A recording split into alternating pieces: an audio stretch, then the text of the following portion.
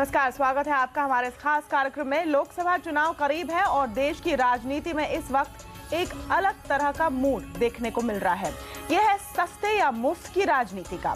हर party जनता को सस्ती बिजली, पानी या फिर मुफ्त टोल जैसी बातों से लुभाने की कोशिश कर रही है, लेकिन क्या पार्टियां जनता के मूड को सही से पढ़ पा रही है?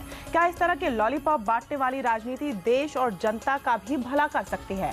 आज इस पर हम कर रहे हैं खास चर्चा, जिसमें शामिल हो रहे हैं महाराष्ट्र कांग्रेस के प्रवक्ता सचिन सावंत, मुंबई बीजेपी के अध्यक्ष आशीष शेलार, शिवसेना के नेता प्रेम सावंत और महाराष्ट्र नवनिर्माण सेना के संदीप देशपांडे। स्वागत है आप सबका हमारे इस कार्यक्रम में। पहला सवाल कांग्रेस के लिए जाता है। सावंत साहब, यहाँ पर जिस तरह का दबाव संजय निरुपम ने डाल रखा है आपकी सरकार पर, उस पर कांग्रेस पार्टी में क्या राय बन रही है? देखिए, महाराष्ट्र की परिस्थिति थोड़ी सी अलग है। जहां तक आप देश भर की अन्य प्रदेशों के साथ में तुलना करें और जहां भी ऐसी कदम उठाए गए हैं और वहां महाराष्ट्र की बात करें तो इसमें बहुत मूलभूत फर्क है। और इसका पार्श्वभूमि ये होनी चाहिए, आपको दिखानी चाहिए कि जिस तरह से महाराष्ट्र में उद्योग क्षेत्र में मेरे ख्याल से भाजपा और शिवसेना में भी इसके बारे में ये असर्टिव भूमिका ली थी कि उद्योग क्षेत्र के लिए यहाँ बिजली के दर बढ़े हैं। जहां तक कृषि क्षेत्र की बात है, कृषि क्षेत्र में हम लोग बहुत ही रियायत देते हैं, लेकिन 2 साल सूखा इसमें हुआ था और महाराष्ट्र को बहुत ही बड़ा झटका इसमें पड़ा था और कृषि क्षेत्र की बहुत बड़ी हानि हुई थी।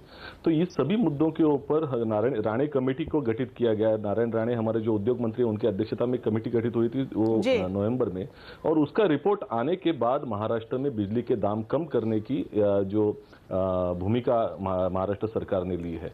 जहां तक मुंबई की बात है, रिलायंस जैसी कंपनियां हो या टाटा जैसी प्राइवेट कंपनियां हो, इनके बारे में बहुत सालों से तकरार आती जा रही है कि इसके रेट बहुत ज्यादा बड़े हैं।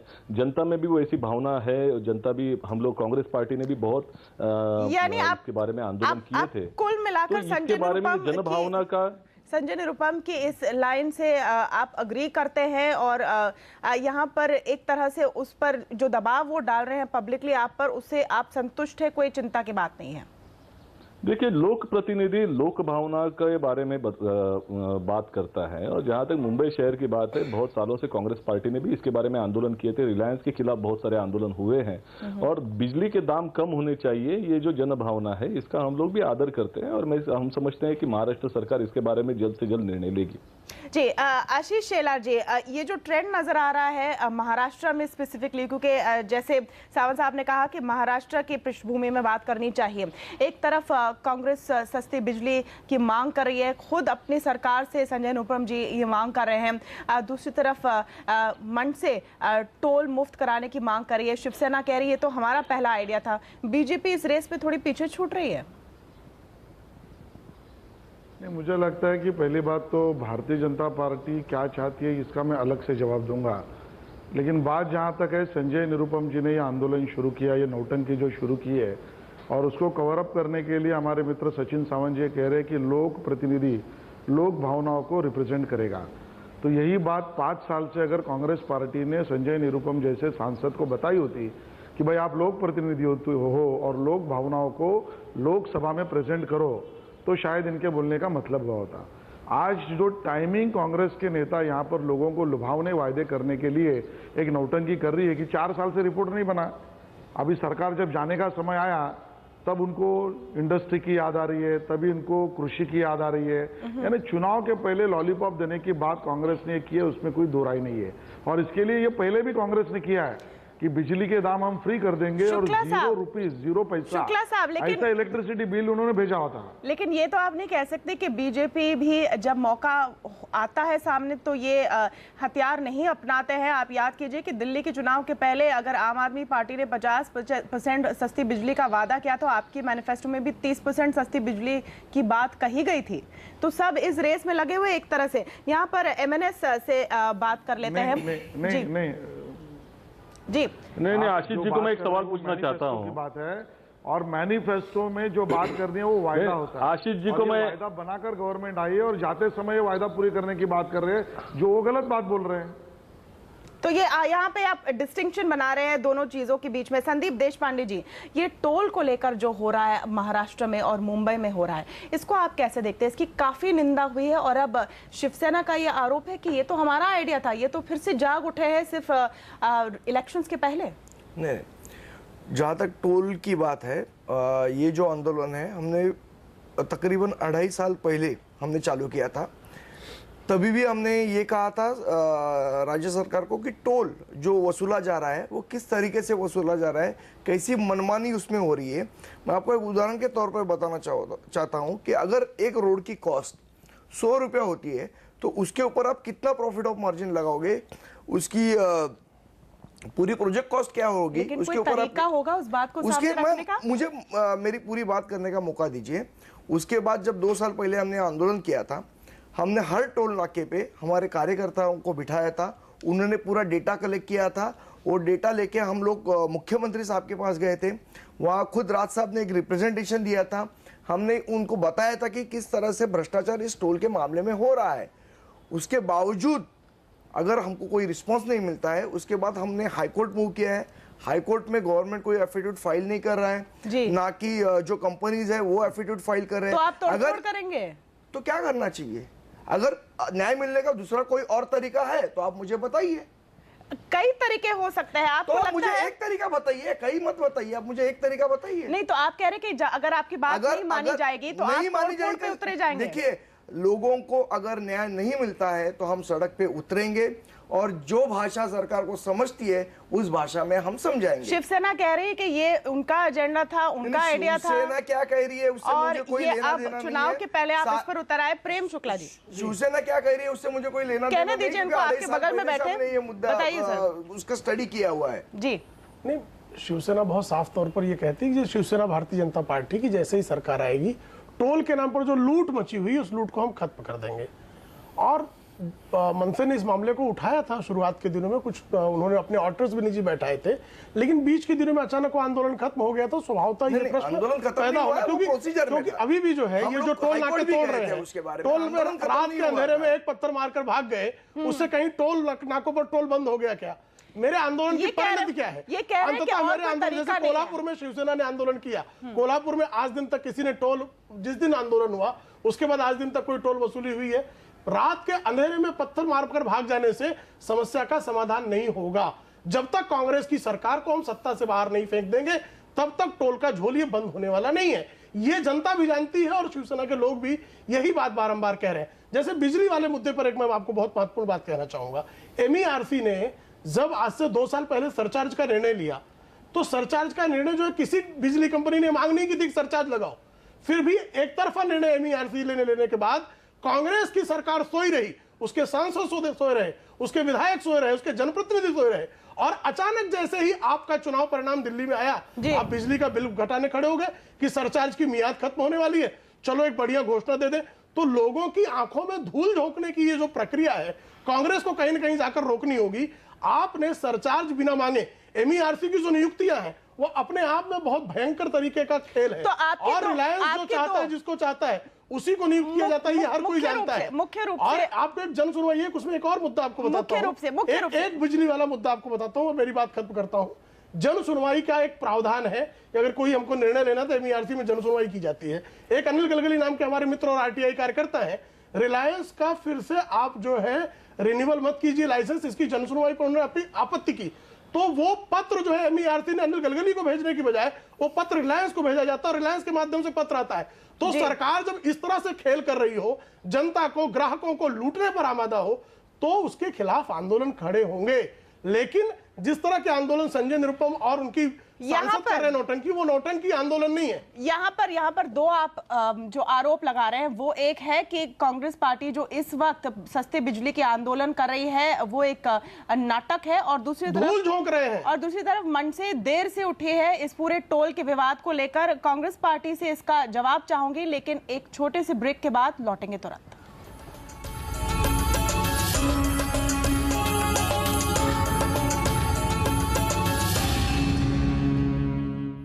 पॉपुलिज्म की पॉलिटिक्स जड़ ले रही है, खास करके महाराष्ट्र में ये दिख रहा है। और दो जो बड़े मुद्दे सामने रखे गए हैं पार्टियों की तरफ से, एक है सस्ती बिजली और एक है टोल नहीं भरने का मुद्दा। यहाँ पर ब्रेक से पहले हम चर्चा कर रहे थे कि क्या कांग्रेस का ये बिजली का मुद्दा थोड़ा लास्ट मिनट सा है और अपॉर्चुनिस्टिक है। सचिन सावंत इसका जवाब देंगे।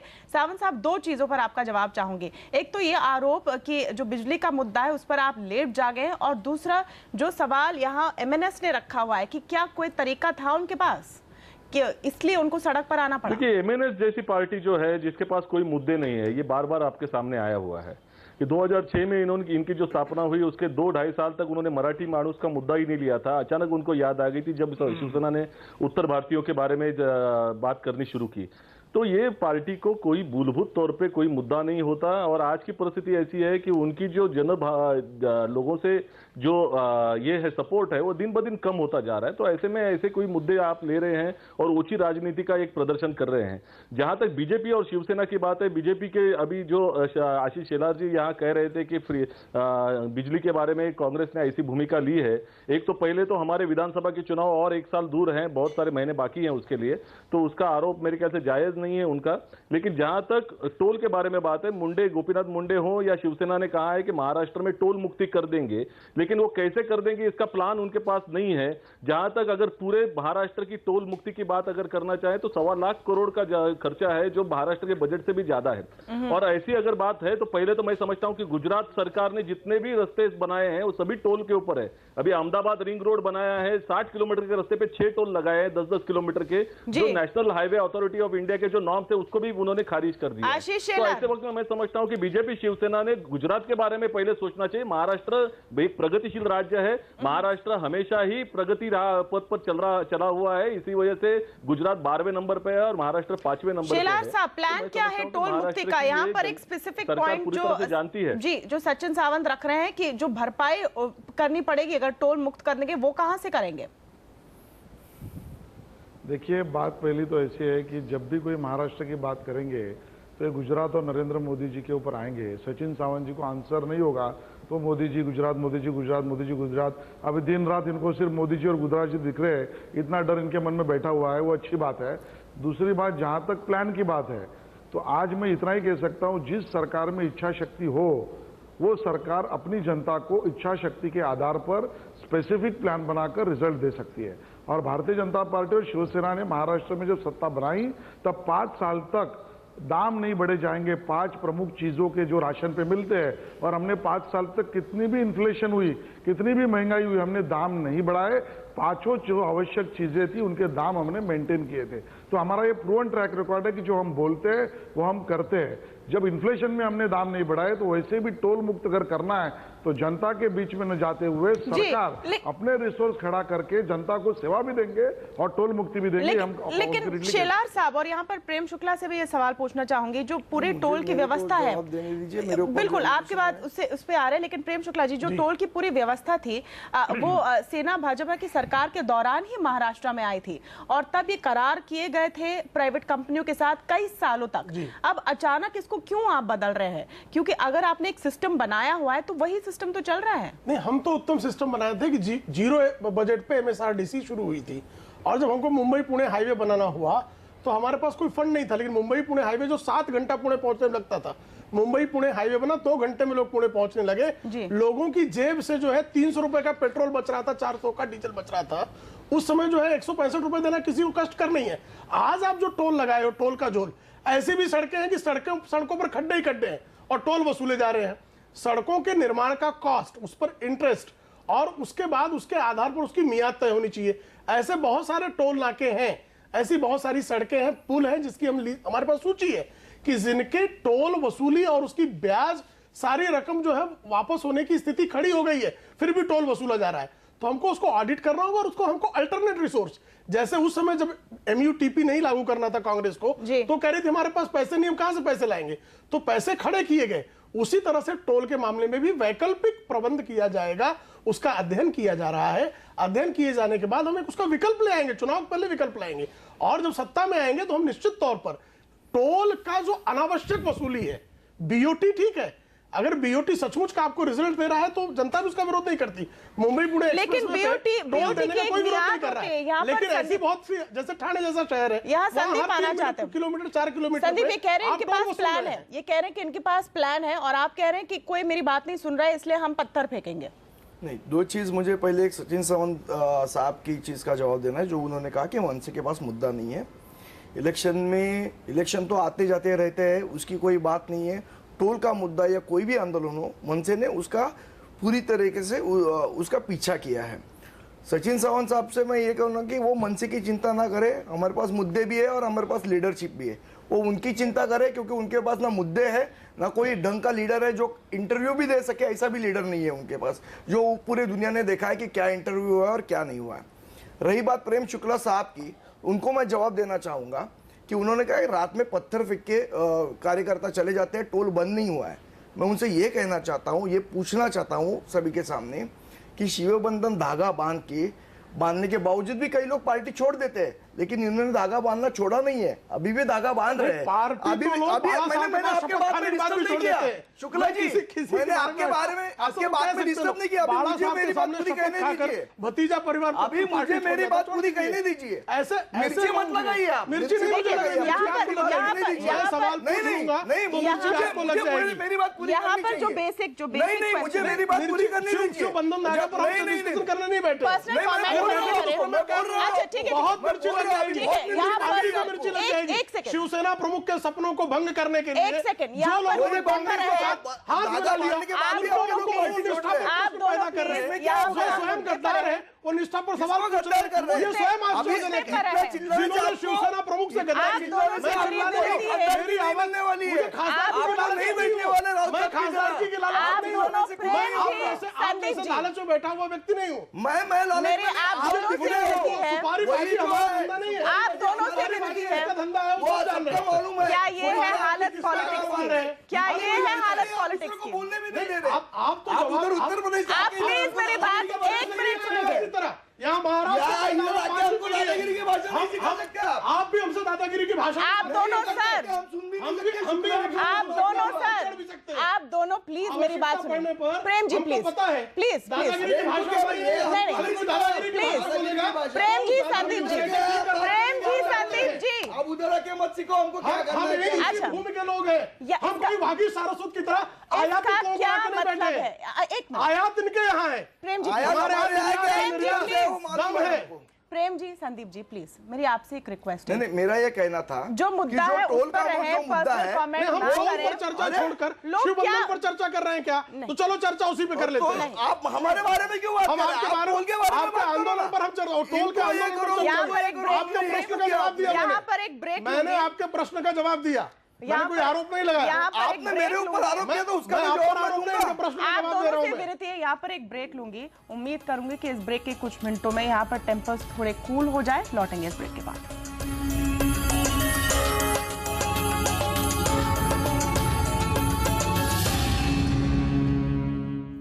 चुनाव करीब आते आते ऐसा लग रहा है कि सारी पार्टियां एक रेस में लगी हैं, और ये रेस है कि जनता को कौन सबसे प्यारा, सबसे ताजा लॉलीपॉप देगा।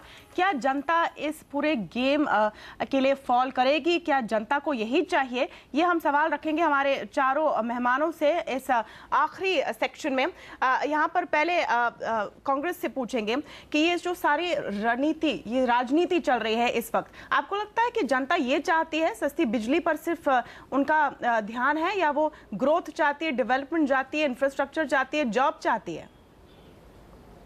देखिए, पहले तो अच्छा था कि मेरे ईपी से मुझे आवाज नहीं आ रही थी, जो भी अभी जो झगड़े चल रहे थे शिवसेना और मनसे के बीच में। काश यह ईपी महाराष्ट्र की जनता को भी मिल जाए कि उनको भी ऐसी आवाजें कम सुनाई दे, क्योंकि जिस तरह से ये राजनीति ओछी हो रही है, जिस तरह से मुद्दों के विहीन ऐसी राजनीति हो रही है, ये जनता को पसंद नहीं है। जहां तक मुद्दे की बात है, मैं ये समझता हूं कि ग्रोथ के साथ में भी बुनियादी तौर पर जो सोशल डेवलपमेंट हो या सभी की बुनियादी तौर पर विकास हो, जिस तरह से कांग्रेस की भूमिका अभी रही है कि हर हाथ तरक्की, हर हाथ में शक्ति, तो शक्ति देने का काम भी हमको करना पड़ेगा। और जहां तक जो पिछड़ा वर्ग है, जहां तक लोगों को कोई जो समस्या है उसका निदान भी करने की जिम्मेदारी जो है सरकार की होती है। और जब बुनियादी तौर पे मजबूत अगर ऐसी जनता हो जाती है तभी ग्रोथ के लिए आगे बढ़ पाती है। तो ये मुद्दे जो हैं ये वैचारिक मुद्दे हैं। जहां तक पॉपुलिस्ट मेजर्स हैं जो हम लोगों को आप पार्टी ने दिल्ली में दिखाए थे, बीजेपी ने दिखाए थे, आज महाराष्ट्र में दिखाई दे रहे हैं कि टोल मुक्ति करेंगे, तो ये समझता हूं कि प्रगति के लिए बाधा कारक है। प्रगति लेकिन कांग्रेस भी इस रेस में बहुत पीछे नहीं है सर, वो उसमें रुक जाएगी। कांग्रेस भी इस रेस में बहुत पीछे नहीं है पॉपुलिस्ट मेजर सामने रखने की रेस में। और शेलार साहब, बीजेपी की दुविधा ये नजर आ रही है कि आप on a grand scale growth development की बातें करते हैं, लेकिन ये जो टेम्पटेशन है कि आप पॉपुलिज्म की तरफ बढ़े वो भी दिखाई देता है बीच बीच में। कहाँ दिखाई दिया? दिल्ली में दिखाई दिया सर, और बीजेपी और शिवसेना दोनों मिलकर कह रहे हैं कि अगर आप चुने गए तो आप पूरे टोल बंद कर देंगे, एक सिस्टम जो आपने ही खड़ा किया था। देखिए, पहली बात तो दो चीजों में आप फर्क करिए। एक होता है कमिटमेंट देना, यानी इसको मैनिफेस्टो बोला जाता है, और दूसरा जो होता है चुनाव आए तो शासक ने फ्री में देने की बात करके लोगों को लुभावना करना। ये दोनों चीजें अलग है। इसके लिए भारतीय जनता पार्टी और शिवसेना और कांग्रेस के पॉलिटिक्स में फर्क ये है कि कांग्रेस ये वायदे की पॉलिटिक्स करती है जो कभी निभाती नहीं, और भाजपा शिवसेना जो है वो कायदे की पॉलिटिक्स करती है जो निभाती है। और इसके लिए मैं आपको ये बताना चाहता हूं स्पष्ट रूप से, टोल का अगर जेन्युइन उपयोग करना चाहिए तो कैसे करना चाहिए वो भी हमने दिखा दिया, और जब 5 चीजों के दाम मेंटेन करना चाहिए तो वो भी हमने दिखा दिया। आम आदमी पार्टी और कांग्रेस दोनों ने सिर्फ वायदे की पॉलिटिक्स की। एक साल वो भूल गए सचिन सावंत जी की जीरो बिल, हम बिजली का दाम जीरो करेंगे, ऐसे बिल बेच के वो चुनाव बिल्कुल बिल्कुल, समय मेरा खत्म हो रहा है, नहीं सकते। और जहां तक ग्रोथ की बात है, भारतीय जनता पार्टी चाहती है कि जीडीपी बढ़े, क्रय शक्ति बढ़े, आम आदमी की जेब में बिल्कुल 10 सेकंड में प्लीज आपसे विनती करती हूँ क्योंकि मेरा समय पूरी तरह से खत्म हो गया है। 10 सेकंड में क्या लोगों को बड़ी पिक्चर, इंफ्रास्ट्रक्चर, ग्रोथ, जॉब से आप लुभाने की कोशिश करेंगे या इन स्पेसिफिक मुद्दों पर आप अड़े रहेंगे? नहीं, इंफ्रास्ट्रक्चर ग्रोथ तो आवश्यक है, लेकिन लूट और भ्रष्टाचार को भी रोके जाने की आवश्यकता है। तो लूट रोकने के लिए टोल का विरोध, बिजली की दरों को कम करना, साथ ही साथ ग्रोथ और इंफ्रास्ट्रक्चर। जब लूट रुकेगा तो विकास बढ़ेगा। संदीप, मनसे का कैंपेन टोल के आगे बढ़ेगा? बिल्कुल बढ़ेगा। और एक बात मैं साफ करना चाहता हूँ, हमने ये कभी नहीं कहा कि टोल पूरी तरह से रद्द हो जाए। हमने ये कहा है कि उसमें ट्रांसपेरेंसी आनी चाहिए कि आप प्रोजेक्ट कॉस्ट क्या है, उसके ऊपर खर्चा कितना है, लोगों को कितना देना चाहिए, उसकी लूट नहीं होनी चाहिए, ट्रांसपेरेंसी आनी चाहिए। और यही बात हम पहले से शुरू से रख रहे हैं। बाकी जो बिजली दरों की बात है ये, उसमें एक प्रैक्टिकलिटी आना चाहिए। बस कोई भी उठे, कोई भी अनाउंसमेंट करे, उससे जनता लुभने वाली नहीं है। प्रैक्टिकली आपको जनता को बताना पड़ेगा कि आप ये कैसे करने वाले, और शायद जनता को ये भी बताना पड़ेगा कि आपका बड़ा पिक्चर क्या है, आपके प्रॉमिसेस, बड़े प्रॉमिसेस क्या है। ये छोटे छोटे लॉलीपॉप से बात अब नहीं बनेगी। शुक्रिया आप सबका हमारे इस कार्यक्रम में शामिल होने के लिए। नमस्कार।